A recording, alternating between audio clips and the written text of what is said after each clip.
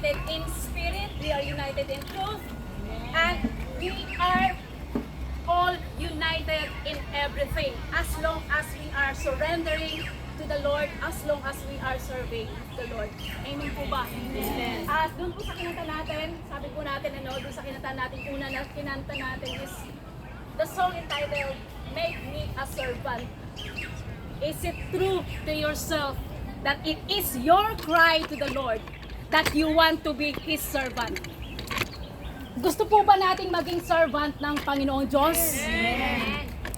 Baka naman po sa salita lamang, it is our longing and the cry of our hearts to be a servant of the Lord. Pero ang pagsiserve po natin sa Panginoon Diyos ay mayroon po tayong dapat gawin. It is not easy to serve if you are not obedient to the Lord. Tama po ba? Yes. Kailangan po natin ang full obedience. Half obedience is not obedient at all. Yes. Kapag ka nag-obey po tayo sa Panginoon Diyos, dahil kailangan 100% ay susundin natin ang Panginoon Diyos. Hindi lamang po kalahati, hindi lamang po yung 99% ang gagawin mong pagsunod sa Panginoong Diyos. Kailangan po natin ang full obedience. And that is our call, to obey the Lord, to obey Him radically. Kasi pinili mo siya eh.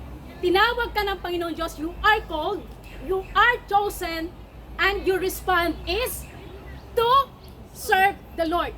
Tumawag siya sa iyo, ikaw ay pinili ka, pero ang kasagutan mo, susunod ako, Lord. I will obey you.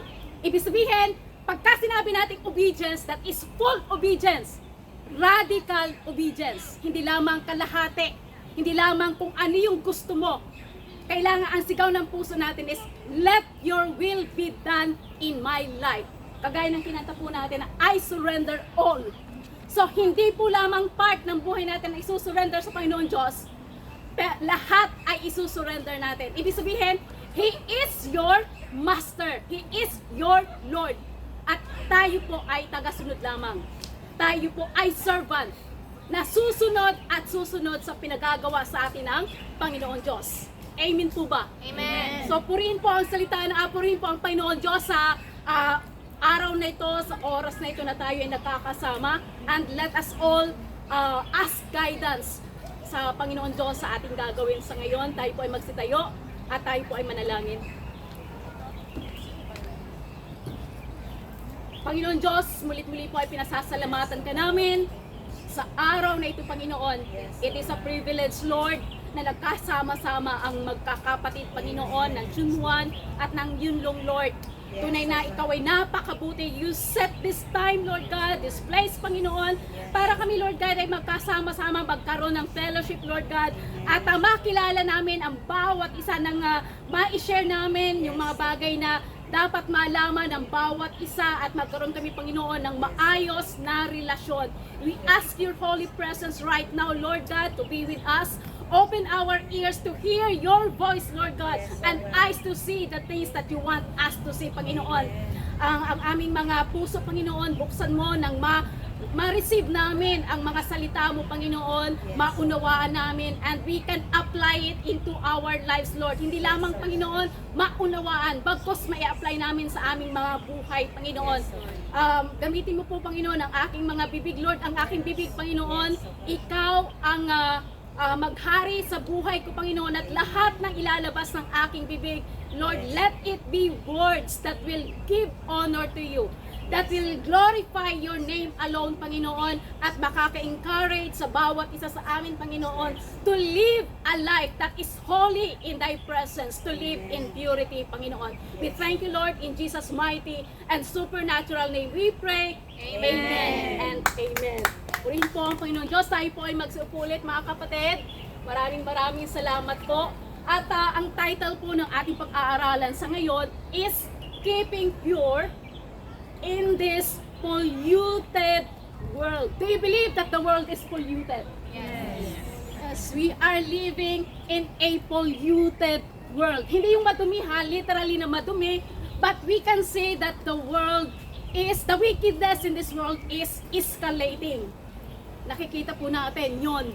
Talagang dumarami yung mga nalalayo sa Panginoon Diyos, dumarami ang namumuhay sa kasalanan, at yung mga bagay na nakikita natin sa lahat ng social media, sa lahat ng platform, ay nakikita natin na ito talaga ay gawain ng makamundo. Tama po ba? Marami. Pagbukas natin ng FB, makikita natin na ang mga naroroon, ang mga pinupost nila ay lahat ay mga worldly things. And we are called to live a life that is holy, that is pure in the presence of the Lord. So papaano natin mapapanatili ang buhay natin na separated from the ways of this world?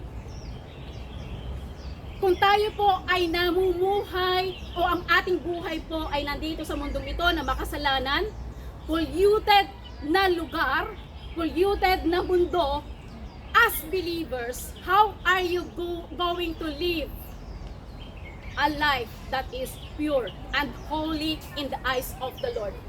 Paano po tayo mamumuhay?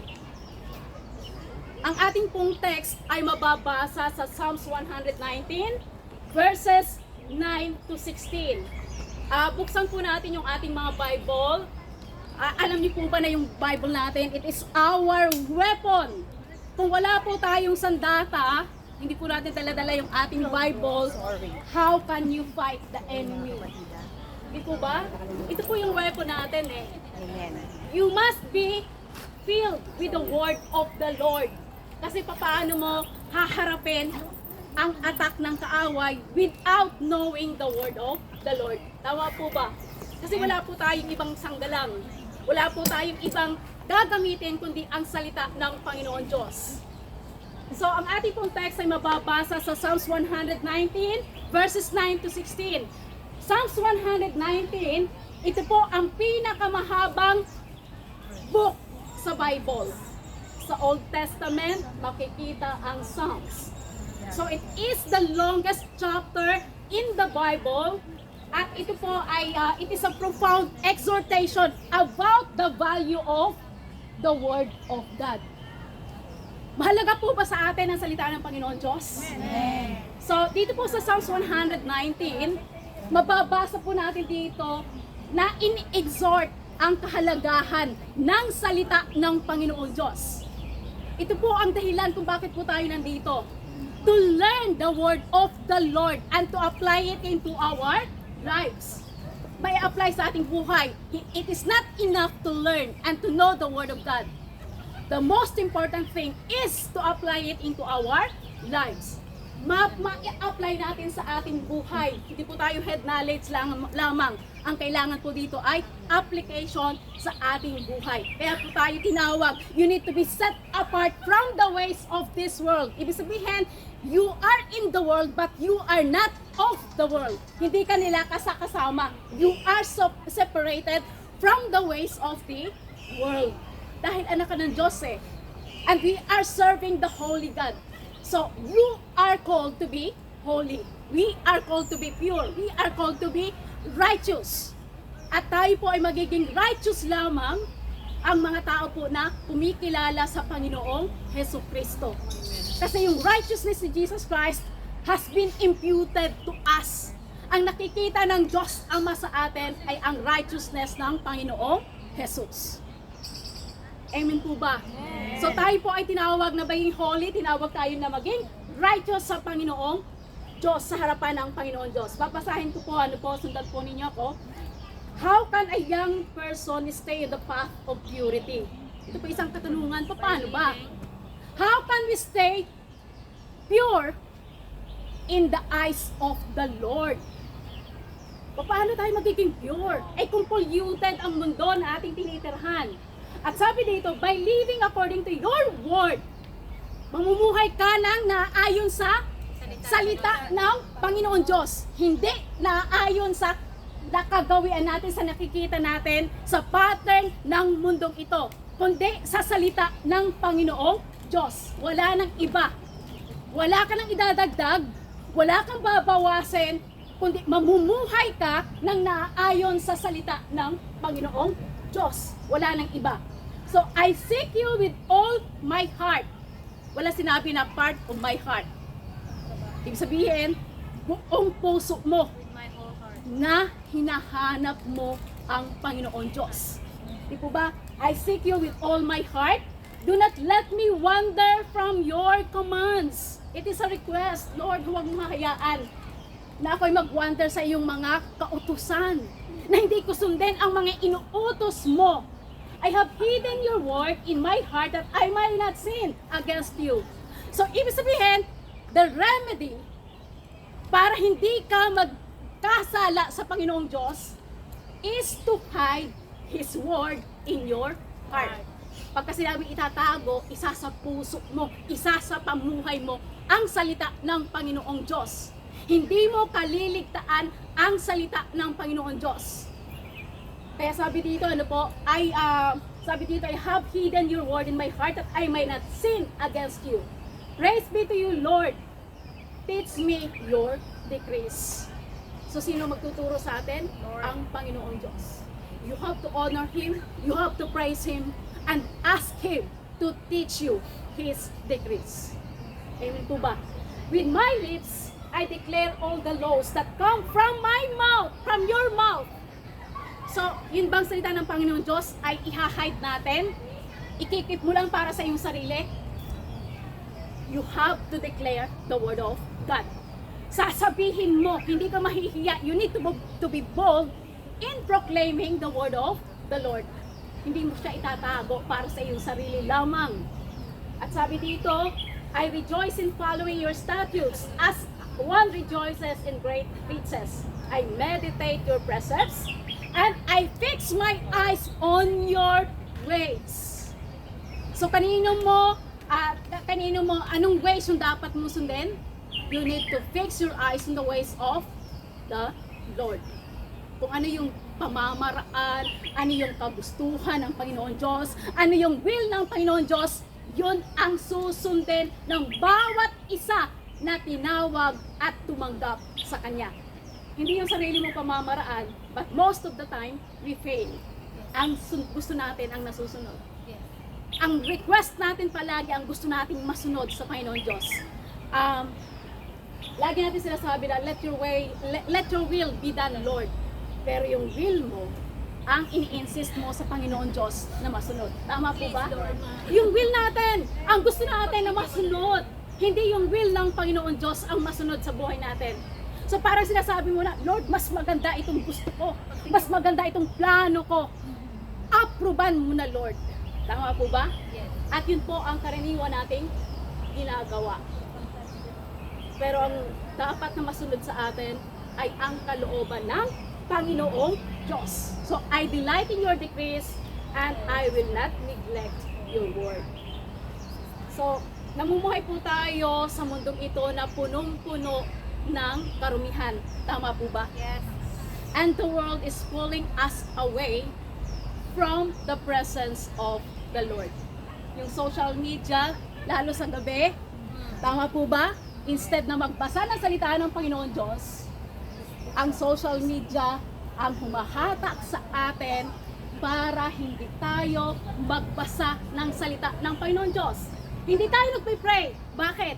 Kasi nakafocus yung ating mata sa post ng ating mga kakilala.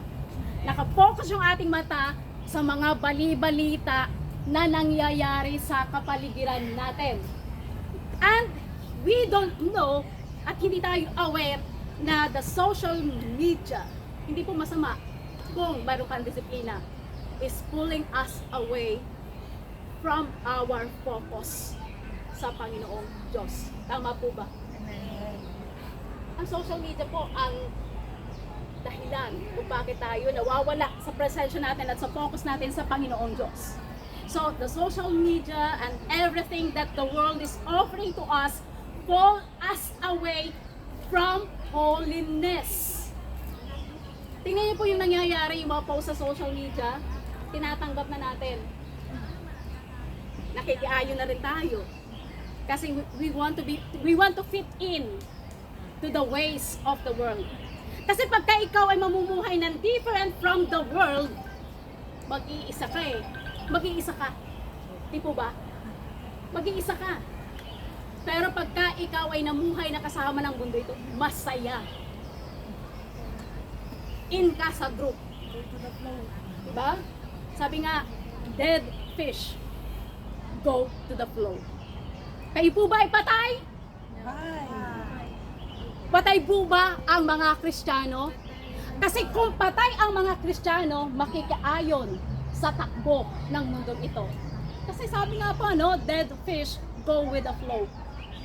Pero kung buhay ang isda, yan ay they go against the law, the flow of the water.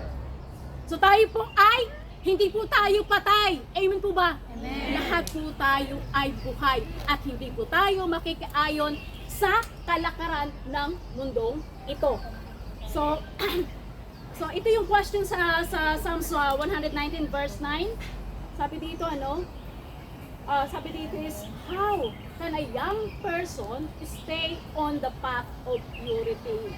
Ito yung isang katanungan, hindi po ito outdated na katanungan. Nasasabihin natin, ay matagal na ito, nasa Old Testament ito eh. At kahit sa ngayon, ito po yung katanungan ng lahat sa atin. Lord, how can I stay in the path of righteousness, in the path of purity? Paano ako mananatiling pure, though I am surrounded by the things that the world is offering to me na makakawala ng aking focus sa iyo. So, sabi dito, tingnan natin paano tayo dapat na magstay na pure sa harapan ng Panginoong Diyos. Number 1, purity begins with obedience to the Word of God. Magsisimula yung ating purity kapag kasinunod mo ang salita ng Panginoon Diyos. Wala nang iba. Di po ba? So, purity begins with a conscious decision. Tayo po ba ay mayroong decision to stay pure? Lahat po ba tayo may decision na we will stay pure in the presence of the Lord? Though you are living in this world na makasalanan, na filthy world. So, ito po ay magsisimula sa desisyon mo at ikaw ay conscious ka sa sarili mo na bilang anak ng Diyos, you need to stay pure and holy in the eyes of the Lord. So, hindi enough po na mag-desire ka. Di po ba? You need to desire, you need to decide. You need to discipline yourself. Di po ba? Disiplinahin mo ang iyong sarili and you need to delight to the word of the Lord. At ito po ay magiging mag-flow na siya ng maayos sa buhay mo. Di po ba? So, sabi dito, you need to start or begin with obedience to the word of God. Ito po ay mababasa sa verse 9. So the word guarding, you need to guard your heart, you need to guard your life. So the word guarding means to watch carefully. Are you watching your life as a Christian carefully? Tinitingnan mo ba ang buhay mo? Na ito ba ay pinangangalagaan mo ang buhay mo? Ang iyong pamumuhay bilang isang Kristiyano para hindi ka ma-pollute, hindi ka ma-prostitute ng mga bagay na inu-offer ng mundong ito. So, you need to guard your life. You need to guard your heart. You need to guard your mind. You need to guard your life. Tama po ba? Atin pong bantayan yung ating kilos. You need to protect yourself from what the world is offering to us. You need to keep yourself under control. At doon po lalabas yung tunay na ikaw kapag you are under pressure. Tama po ba? Yes. Lalabas yung tunay na ikaw eh. Madaling sabihin na ikaw ay I am a Christian. Ako ay sumusunod sa Panginoon Diyos.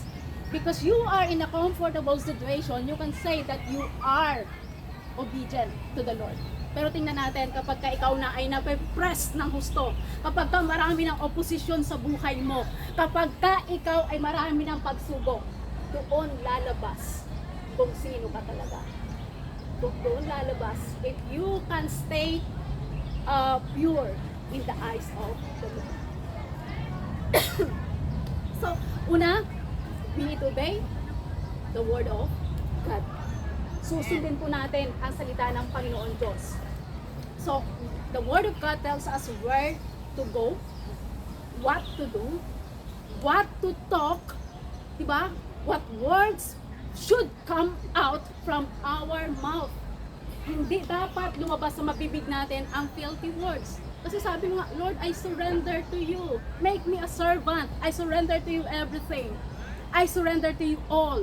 So lahat ng bagay na alam natin na hindi nakakalugod sa harapan ng Panginoon Diyos, dapat yun ay makita sa atin. We need to surrender everything to the Lord by obeying His word, because the word of God is so powerful that it will help you become pure and separated from the ways of the world.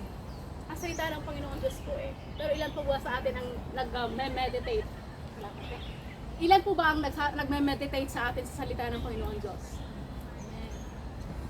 Amen. Amen. Tayo po ba nagbabasa ng salita ng Panginoon Diyos? Amen. Take note, ating po Alice, pinag-aaralan, ano? Sabi dito, you can stay pure if you obey the word of God. Kung susunod tayo sa salita ng Panginoon Diyos, magiging pure po tayo eh. Ang salita po ng Panginoon Diyos ay holy, makapangyarihan, full of power. So ibig sabihin, if you cannot do it, God will help you do it through His word, sa pamamagitan ng kanyang salita. Ito ang magtuturo sa atin. Sabi nga, the word of the Lord is the light of our life, the lamp of our feet. Habang ikaw ay naglalakad, iniilawan ng Panginoon Diyos ang iyong nilalakaran. Hindi ka matitisod eh. Amen. Hindi ka madadapa. Kasi ang salita ng Panginoon Diyos ay isang ilaw na nagtatanglaw sa iyong daraanan. Amen po ba? Amen. So dapat tayo po ay laging nag-aaral ng salita ng Panginoon Diyos. I-meditate po natin ang salita ng Panginoon Diyos. So, ang purity po ay lalabas sa buhay natin kapag ka po tayo ay sumunod sa salita ng Panginoong Diyos. And a life that is disconnected to the Word of God is a life that is filthy. Tama po ba? Amen. Filthy ang buhay mo. Amen. Filthy ang pamumuhay mo dahil separated ka sa salita ng Panginoon Diyos. Walang magtuturo sa iyo eh. Ang magtuturo sa atin ay ang salita ng Panginoon Diyos. So, you will drift away from purity. Dahil ikaw ay separated sa salita ng Panginoon Diyos. So, if we are going to neglect the word, yung word na sinasabi ko, yung salita ng Panginoon Diyos, sin does not need to chase us. We will walk toward the sin. Hindi ka hahabulin ng kasalanan eh. Kapag ka ikaw ay lumayo sa salita ng Panginoon Diyos, sa presensya ng Panginoon Diyos, hindi ka nahahabulin ng kasalanan. Ikaw na mismo ang lumalapit sa kasalanan. Kasi wala lang covering sa iyo eh. Di po ba? Ang salita ng Panginoon Diyos, yun po ang covering natin eh. Eh kapag ka lumayo ka sa salita ng Panginoon Diyos, ibig sabihin, ikaw ay lumalapit sa kasalanan. So, we need to search our hearts. I-evaluate po natin yung ating pamumuhay bilang isang Kristiyano. Are we drifting away from holiness, from the presence of the Lord? And we are walking towards impurity? Tayo po ang nakakaalam nun sa ating buhay. Bawat isa po sa atin, hindi ko po masasabi si Pastora ay righteous. Hindi ko po masasabi. Kasi ang nakakakilala po sa Kanya, ang Panginoon Diyos eh, at siya mismo. I can pretend to be holy. Di po ba? Pero ang Panginoon Diyos ang nakakakita at tayo mismo sa ating sarili ang makakakita at nakakaalam kung tayo ay righteous talaga. O pwede tayo, ang bait naman ni ate, ni ate, ang tahimik niya. Holy talaga. Di ba? Ganun yung ating holy talaga. Pero hindi natin alam behind the scene.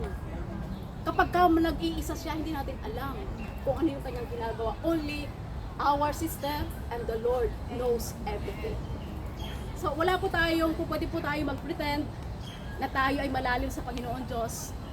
Pero kayo po ang nakakaalam mismo kung sino kayo sa harapan ng Panginoon Diyos. Ang Panginoon Diyos ang nakakakilala sa atin. So pangalawa po, purity is sustained by a wholehearted pursuit of God. Diba sabi po doon, with all my heart, my whole heart, I seek you. It is a command to us, to seek ye first the kingdom of the Lord. Amen. Ito'y command po. Ibig sabihin, hindi ka libre, lahat mo ay command yan sa atin. So, ikaw ang magdidesisyon. Hanapin mo ba ang Panginoon Diyos? Sabi dito, with my whole heart I seek you. Let me not wander from your commands. Verse 10. So, ang purity po, it's not merely about avoiding sin. It is about seeking God. Hindi po natin maiiwasan ng kasalanan As long as you are in the presence of the Lord, sin will never infiltrate your life as a Christian. Hindi ka mahahawakan ng kasalanan Hindi ka mahahawakan, hindi ka magkakasala as long as you are in the presence of the Lord. So that's why we are commanded to seek first the kingdom of God. When you seek the kingdom of God, you are protected. Protektado ka. Hindi ka magkakasala kung nasa presensya ka ng Panginoong Diyos. So yung sincere natin na puso, ito po ay fundamental sa isang tunay na Kristiyano. Yung ating genuine desire, word na genuine po hindi po nagkukunwari lang. I seek God, pupunta ako sa church. To seek God, to be in the presence of the Lord. Pero pagdating doon, ang ating you are physically present but mentally absent. Kasi gusto mo lang, antay na ang aking mga kaibigan sa labas. Ang tangkal naman ang sermon niya. Gutom na ako. Diba? Ganun lagi ang ating ganun yung ating nasa isipan. Di po ba? So, sabi dito, diba, we need to seek God wholeheartedly. So sabi dito, let me not wander from your presence, from your command. Lord, huwag mo hahayaan ako mapalayo sa iyo. Huwag mo hahayaan, Panginoon, na yung mga utos mo ay hindi ko masunod. I want to obey you, Lord. Dapat yun po ang desire natin ng mga anak ng Diyos. Notice the word, with whole heart, with my whole heart. So ibig sabihin, hindi ka half-hearted na Kristiyano. Hindi yung Kristiyano kapag Sunday, diba? Demonyo ka pag Monday. Pag Monday, namatay ka ng Monday. Pag Friday, ililibing ka. At pag Sunday, resurrected ka. Dahil pupunta ka na naman sa church. Makikinig ng konting sermon. Pagkatapos kakain, matutulog. Uuwi na naman sa bahay, mamamatay ka na naman. Diba? Kasi hindi ka na naman namumuhay sa salita ng Panginoon Diyos. So ang buhay natin ay parang ang buhay natin ay paikot-ikot lang. Walang growth, walang pagbabago. So ang gusto ng Panginoon Diyos ay tayo ay mag-grow. Ang gusto ng Panginoon Diyos ay tayo ay mamuhay na pure sa kanyang harapan. At ikaw ang maging ilaw ng mundong ito. Bakit ang Pilipinas ay nagsasuffer? Bakit dumarami ang makasalanan sa Pilipinas? Kaninong kasalanan? Sino ang may kasalanan? Mga Kristiyano. Bakit? Sino ang sisisihin? Kristiyano. Bakit? Hindi ka naging ilaw sa mundong ito. When the light is present, darkness is annihilated. Nakukuha po ninyo? Bakit napakaraming corruption? Because the light is off. Ang mga Kristiyano ay hindi nakikita ang kaliwanagan. Kaya ngayon sa ating bansa, nagsasuffer. Mas nangingibabaw ang wickedness. Nang dahil hindi nagiging liwanag ang mga Kristiyano, and who is accountable? Tayo po ang mananagot sa Panginoon Diyos. Bakit? Tinawag tayo na maging light of this world eh. Tinawag ka na maging light of this world, pero ang nakikita sa'yo, you are joining the world. So ngayon tayo po ang may kasalanan, and we are accountable to the Lord. Sino ang unang parurusahan? Tayo. Ano Ate Nel ang ginawa mo nang ikay nabubuhay pa, sabi ng Panginoon Diyos? Naging ilaw ka ba Ate Nel? Yun ang tanong sa atin ng Panginoon Diyos. Tatanggapin ba kita sa kaharian ko? Naging ilaw ka ba? So let us all search our hearts. Tayo po ba ay naging ilaw sa mundong ito? So sabi dito sabi ng psalmist dito, sabi niya, let me not wander from your commands. So dito, it depends on God's grace to stay on the right path. Sa biyaya mo lamang, Panginoon Diyos, mananatili ako na namumuhay sa iyong kalooban. Kung wala ang kabagan ng Panginoon Diyos, we can do nothing. Wala tayong magagawa. So ibig sabihin, ang presensya ng Panginoon Diyos ang kailangan natin, ang biyaya ng Panginoon Diyos ang kailangan natin, ang kahabagan ng Panginoon Diyos ang kailangan natin. Everything here on earth will vanish away. Handa na po ba tayo? Handa na po ba tayo, mga kapatid? So, regularly, we need to hide the word of the Lord sa mga puso natin. Baka naman nasa ulo lang nating verse ay John 3:16. Ano po yung ating mga verse na alam? John 3:16 lang po. Di po ba? So tayo po ba nagme-meditate? It is a command of the Lord to meditate His word day and night. Are we meditating the word of God?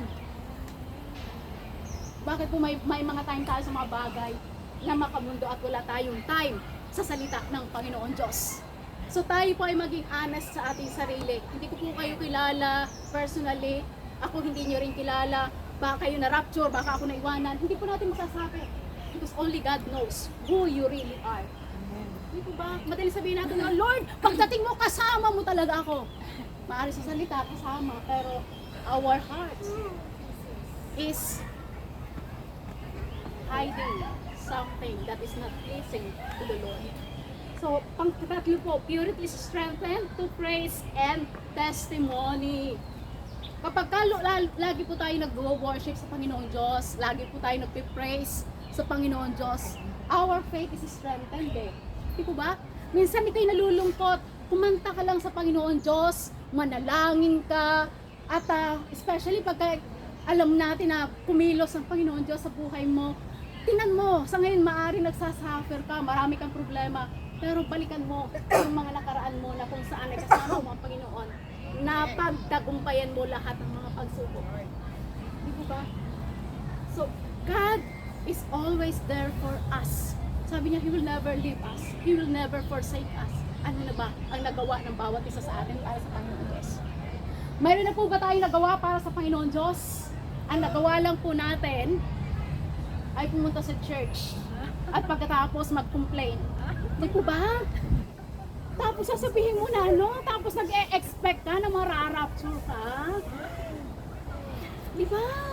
Ano na po ang nagawa natin sa Panginoon Diyos? Tayo po ba'y may nagawa na? Lord, bakit ako nagsasuffer?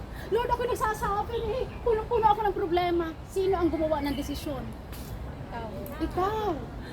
Nagsuffer na ba ang lahat para sa Panginoon Diyos? Hindi. Di po ba? Minsan dahil sa ating maling desisyon, dahil sa desire ng puso natin, nagsasuffer ka. Lord, ang aking asawa ay nang bubugbog. Sino ang pumili ng asawa mo? Di ba ikaw? Bakit mo sisisihin ang Panginoon Diyos? Consequence of your choice. Yeah, consequence ng choice natin yun eh. Di ba? Sabi natin, Lord, ikaw ang your ways is higher than my ways. Bakit yung ways mo ang pinili mo? Di ba? Totoo lang, ito po yung lahat ay nararanasan natin. And it doesn't mean na tayo ay mananatili sa ganung klase ng ating pananaw sa buhay. Ito po ay para matutunan natin, matuto tayo sa ating mga past mistakes. Huwag po natin, yung ating pong suffering sa ngayon, it is not because we are serving the Lord. yung ating pong suffering na nangyayari sa ating buhay sa ngayon, it is because of our wrong choices. Maling desisyon natin sa ating buhay. Kaya po tayo nagsasuffer. Di po ba? Eh, nagsasuffer ako, bakit ako hiwalay sa asawa? Di ba? Kasi ang pinili ko yung pinili ko hindi ko kilala. Di ba? So, wrong choice. Hindi pinili ang binigay ni Lord. Madali Diba? kasi inaantay. Hindi na kapag-antay. So, mali yung Staying sa pamilya. kaya ganito po ang buhay natin. And it is because of our wrong choices. Hindi dahil pinaparusahan ka ng Panginoon Diyos or pinababayaan ka ng Panginoon Diyos. Ito po yung mga consequences ng ating mga maling desisyon sa buhay. That's why God is teaching us to value His Word, to obey His Word. Hindi pa po huli ang lahat. Lalo na tayo po ay mga Kristiyano na tinuturuan tayo ng Panginoon Diyos na sumunod sa Kanyang mga salita. Past is past, nakaraan na yan. Kung mali man, you are not defined by your past. Tama po ba? Yes. You are defined by who you are in Christ Jesus. Amen. The old has gone and the new has come. Wala na yung nakaraan natin. Ikaw ay may bagong buhay na at ang buhay na yan ay kasama mo si Kristo. Amen po ba? So lahat po ba tayo ay may bagong buhay na? Lahat po ba tayo may bagong buhay na? You are not defined by your past. You are new creation. The old has gone and the new has come. Kaya nga pag pinag-uusapan natin yung past natin, wala nang bitterness eh. Di ba ba? Wala nang bitterness. Kasi you have joy in the presence of the Lord. Di ba? The joy that surpasses human understanding. Nagtataka iba, bakit ang saya ni kapatid? Di ba? Samantalang maraming problema sa Pilipinas, parang hindi siya tumatanggal, saya pa rin. Bakit? Because it is not because of what is happening in her family back to the Philippines, kundi dahil sa presensya ng Panginoon Diyos sa kanyang buhay. And people cannot understand it. Hindi naunawa ng tao. Masaya ka. Minsan lang ating mga kabakano, kung sayo-sayo mo dyan, samantala kami nagugotong dito, magpadala ka ng pera. Ang sayo-sayo mo dyan eh. Kantahan pa kayo ng kantahan. Hindi ka ba naaawa sa amin dito? Hindi na naunawaan, wala rin tayong makain. Kumakanta lang tayo dahil tayo ay masaya sa presensya ng Panginoong Diyos. Tama po ba? So, dapat po talaga natin panghawakan natin, i-value natin ang salita ng Panginoong Diyos. So, our purity will always be strengthened by praise and your testimony.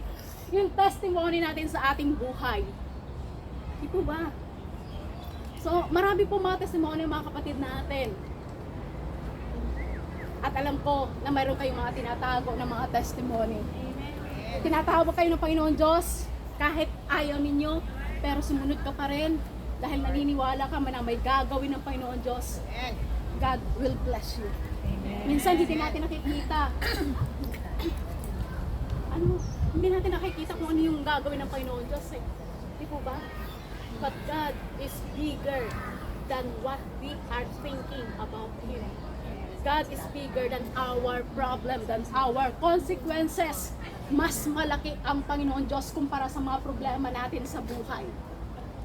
Ang problema lamang is how you see God in your life. Because the God you see is the God you get.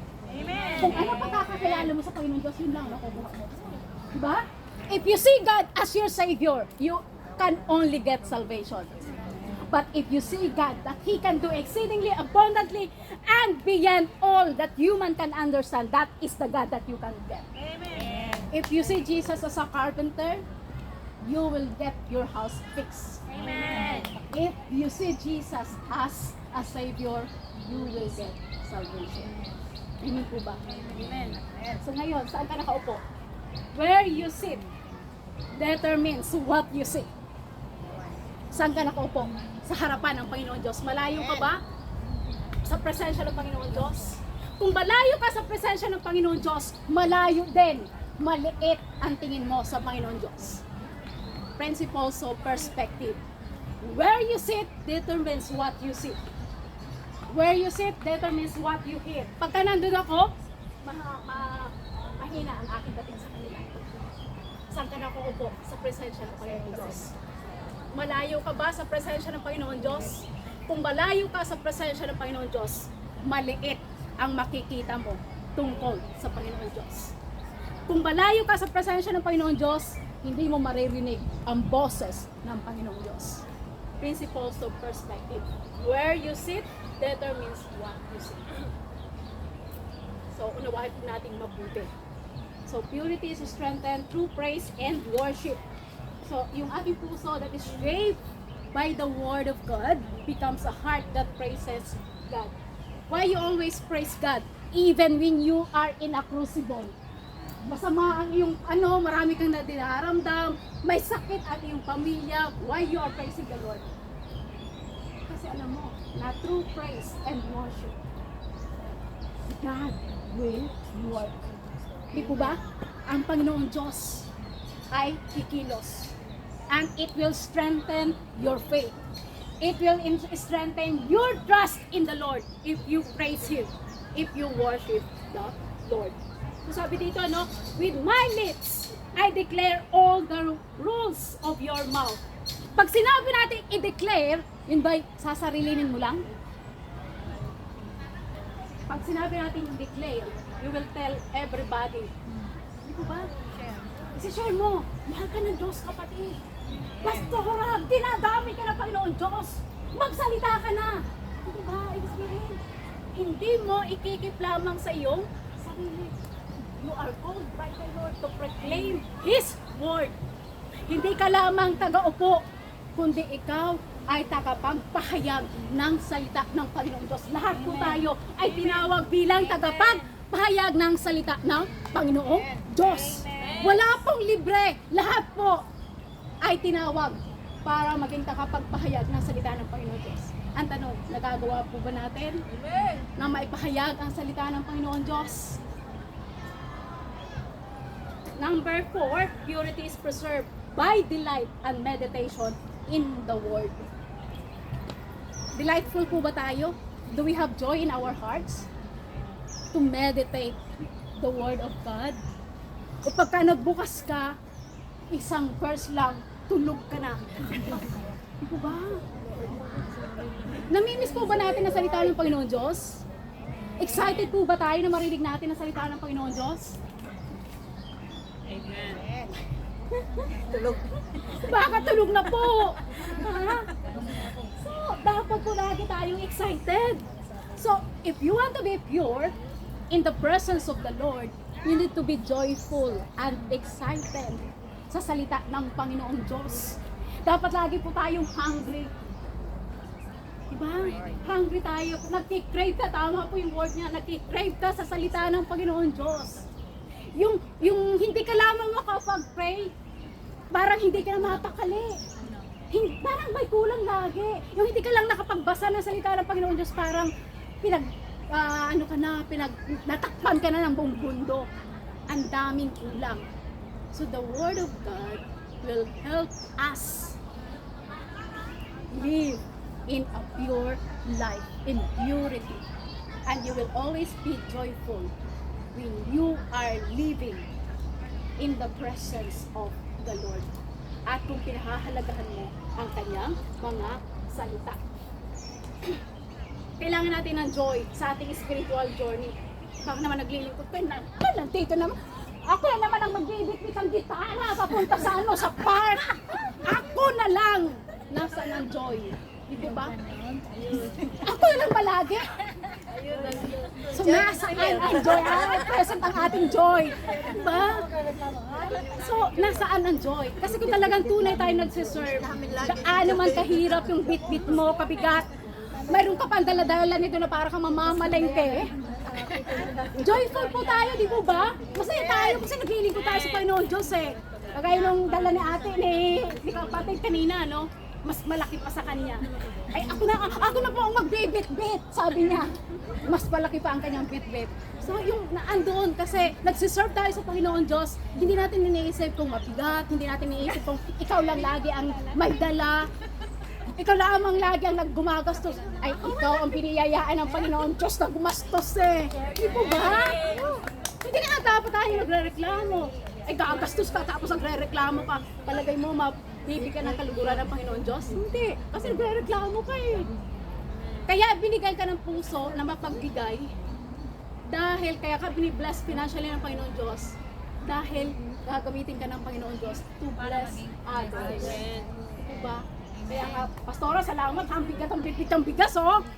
Akit pa sa 4th floor, walang elevator. So, yun po ay dahil wala po nag-utos kay Pastora, kundi yun ay dahil desire ng kanyang puso na maglingkod sa Panginoon Diyos through her gifts. At yun po ay dahil sa pagmamahal sa Panginoon Diyos, una sa Panginoon Diyos at sa mga kapatiran. Magkakaiba man yung ating lugar, minsan lang po tayo nagkakasama, but we are united in Christ Jesus. Amen! Isa po ang ating pinaglilingkuran. Ang Diyos po ay naririyan na ating pinaglilingkuran. Sama-sama po tayo na maglilingkod sa Panginoon Diyos. Yung sa Panginoon Diyos. So, we need to obey the word of the Lord. Halagahan po natin na salita ng Panginoon Diyos. At ito po yung final call sa atin. If we desire clean lives in an unclean world, gusto mo ng purity sa buhay mo, we must commit ourselves. Not occasionally, hindi lamang minsan lang. Masaya ako, Lord, kaya ako magsiserve na yun. Ay, next Sunday, nag-away kayo ng iyong asawa. Hindi muna ako pupunta sa church. Nag-away kami ng aking asawa. Isolate ko muna yung sarili. I-isolate ko muna ang aking sarili. Diba? Mostly ganun po yung ating attitude, di ba? Pero dapat po, kung kailan dapat tayo may problema, lalo na yung nangyayari sa Middle East, tayo po ba ay nag-aalala na malapit nang bumalik ang Panginoong Jesus, tapos hindi pa tayo handa? Alam natin na malapit na. Sabi nga sa Matthew 24, it is the beginning of birth pain. Di po ba? Ang tanong, are we ready? Handa na po ba tayo? O tayo pa rin ay namumuhay ng kagaya ng pamumuhay ng mundo ito? It is coming back.